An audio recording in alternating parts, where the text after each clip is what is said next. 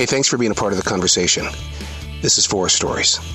I am the Poet in the Forest, a children's series that I penned out in the 1990s. Now, none of it would be possible if it wasn't for this forest right here in South Charlotte, North Carolina. I talk about it so much that I thought maybe it's time that you get to know what has inspired me for 30 years. Thanks for being a part of the conversation.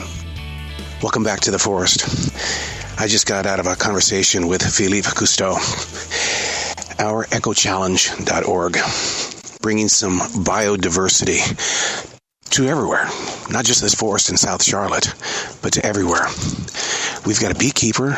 We've got people that are creating these above-ground gardens. There's so much biodiversity that's going on inside this forest, and it can serve as a positive place for so many others. A forest has so many different edges to it. One particular edge, Ken and Luma's backyard. Still part of the forest. It's just that they've put up a large wooden fence around it.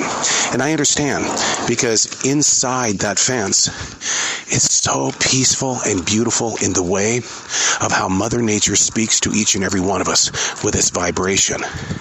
It's a peace garden with a gigantic Buddha. So many different global artifacts that are in this area. And a path that goes in so many different directions. And so when we're walking on that path with Jazzy inside Ken and Luma's backyard, which is still part of the forest, we sit there and we feel the positive vibrations that this forest continuously gives to others. You can have biodiversity. Biodiversity inside a forest or inside your own city gives you an opportunity to understand the atmosphere of what is going on in your surroundings. And it's a valuable tool. So that's why I always try to share stories about this forest to maybe inspire you that when you go and you buy a little pine that you want to put on your desk or give away as a gift, put it in the earth. Share it with Mother Nature.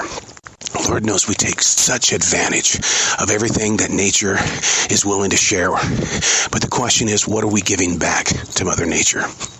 And maybe that's what this walk is about today. The biodiversity that can be everywhere. That you can have a forest just like this if you take the time to grow with it. But this isn't just something that happened overnight. We planted the 1,700 trees in 1997. It's 2024. So it was fun to sit down and have a conversation with Philippe Cousteau and talk about this forest. Now it's your turn. Write your stories and share them. Hey, thanks for being a part of the conversation.